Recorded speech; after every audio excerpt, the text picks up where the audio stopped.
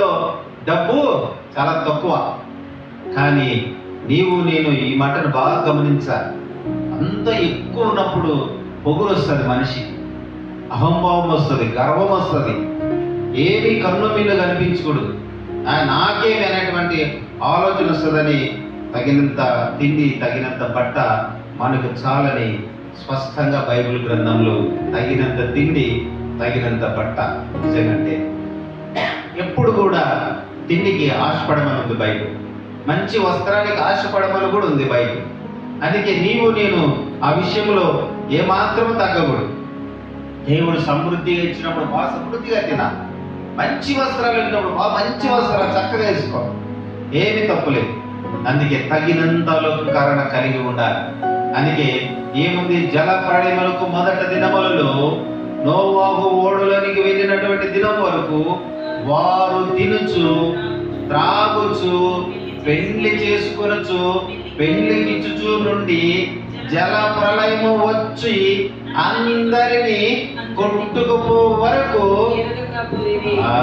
ఏ మాత్రం వాళ్ళకి తెలియదు. జల ప్రళయం వచ్చింది. హల్లెలూయా. జల ప్రళయం వచ్చింది.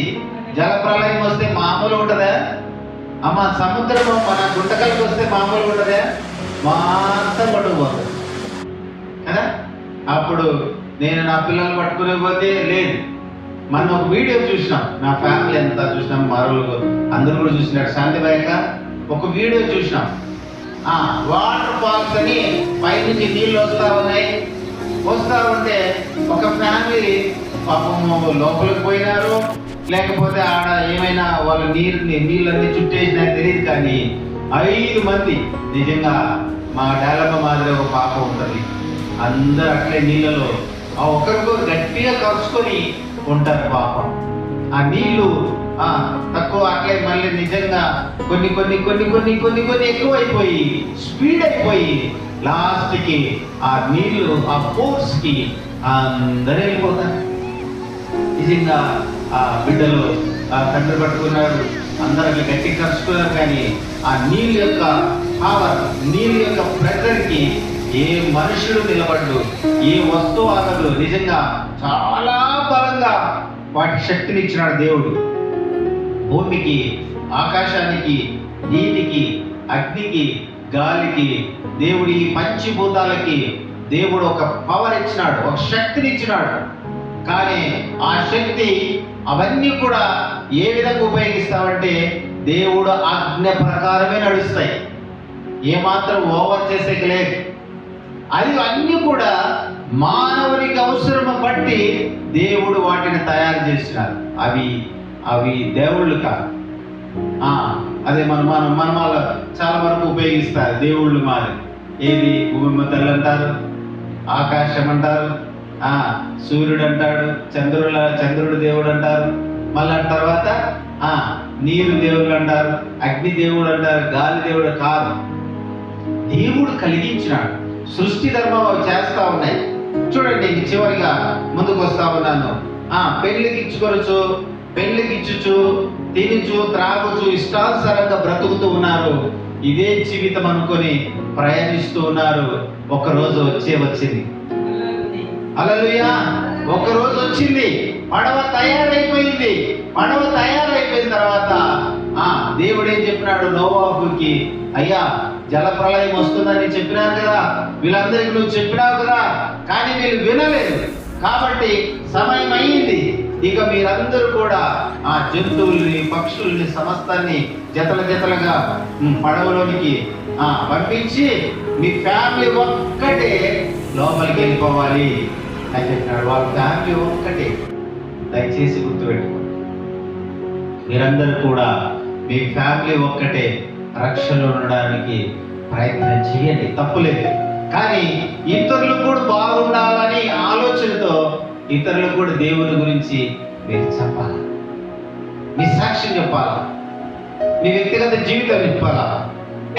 అదేవిధంగా అనేక విషయాల్లో మీకేం జరిగిందో ఆ విషయాలు చెప్పాలా. రెండోది, బైబిల్ నుంచి కూడా ఉన్న సత్యాలు కూడా వాళ్ళకి బోధించాలి.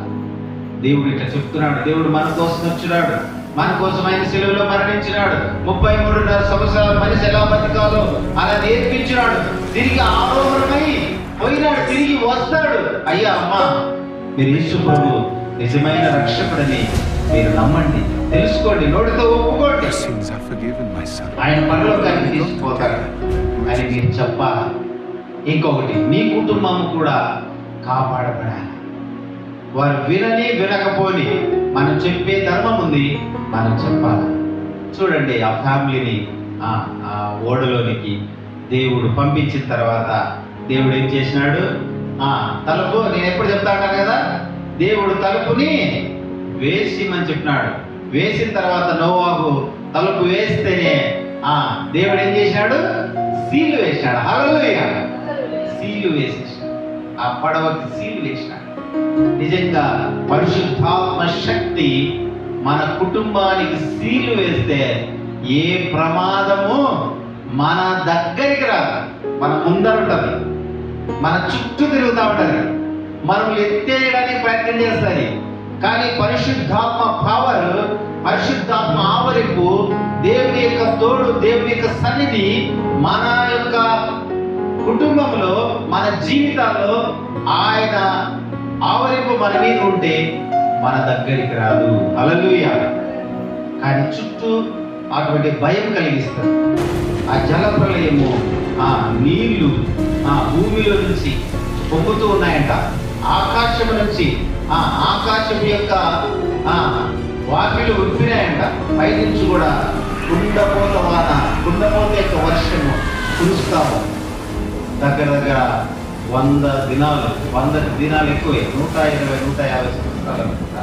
ఆ సంఖ్య కరెక్ట్ తెలియదు. కానీ అన్ని రోజులు భయంకరమైనటువంటి ప్రచండమైనటువంటి నీరు ప్రవహిస్తాము. ఆ సమయంలో ప్రజలందరూ కూడా ఏమైతే ఉన్నారు చూడండి. అక్కడ మాట వస్తుంది, చదవమ్మా. 39వ వచనం. జల ప్రళయము ఆ టైంలో వచ్చి అందరిని కొట్టుకొని పోవరకు ఎరగకపోయిరి. వాళ్ళు ఏమాత్రము తెలుసుకోలేకపోతున్నారు ప్రమాదం ఉందని. అలాగునే, బాగా వినండి, నేను ముగిస్తున్నాను, అయిపోయింది ఇంకా 10 నిమిషాలు, ఒక 5 నిమిషాలే.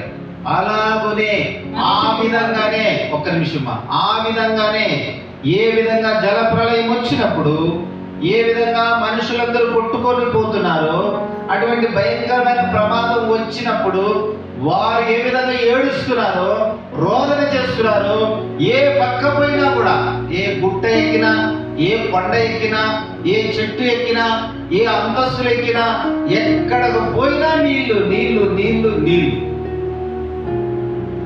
దేవుని రాకడలో కూడా నువ్వెక్కడ పోయినా, దేవుని రాకడ వస్తే అందరూ అక్కడ రావాల్సిందేనంట. ఎక్కడికి పోయినా నేను దేవదూతలు వదలవు, వెంటనే తీసుకొస్తాయి. అసలు యాడికి పోయినా ఈ పంచభూతాలు ఉన్నాయి కదా, ఈ భూమిని కాదని వెళ్ళిపోతాం, ఆకాశం కాదని ఎక్కడ పోతాం, అసలు గాలి నుంచి నువ్వు ఎక్కడ తప్పించుకుంటావు? అసలు గాలి ఉంటేనే మనం బతికేది. మరి అగ్ని నుంచి చూడండి ఎంత దేవుడు మర్మాలు పెట్టినాడు. భూమి నుంచి కానీ, ఆకాశం నుంచి కానీ, అగ్ని, నీరు, గాలి, ఏమాత్రం మనం తప్పించుకోవాలి.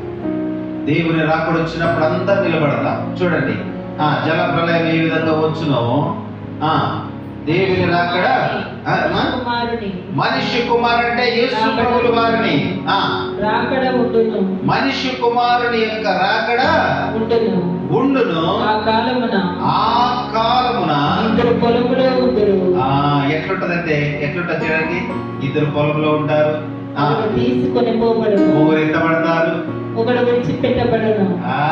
ఎట్లా? ఒకడు విడిచిపెట్టబడును, ఒకరు ఎత్తబడతారంట, ఒకరు విడవబడతారు. 4 ఫ్యామిలీలో ఉన్నారు.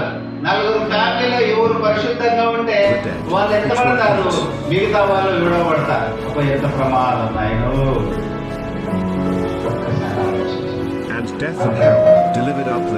ఇంట్లో ఉన్నారనుకో, అందరూ పరిశుద్ధులుగా ఉన్నారనుకో, అందరూ ఎత్తబడతారు. లేదంటే ఒక్కరే ఉన్నారనుకో, 9 మంది ఉంటారు, మిగతా ఒక మనిషి పైకి పోతా ఉంటాడు. అయ్యా, నీ కాళ్ళు పట్టుకుంటా, నీ చేతులు పట్టుకుంటా, నీ ఎంట వస్తాను, అంటే కాదు. అది 7 ఏళ్ళు శ్రమల కాలం, 1000 ఏళ్ళు శ్రమల కాలం వేరు. దేవుడే వచ్చి నిలబడతాడు, అందరూ వస్తారు తీర్పు. కాబట్టి నేను జాగ్రత్త ఉండాలి.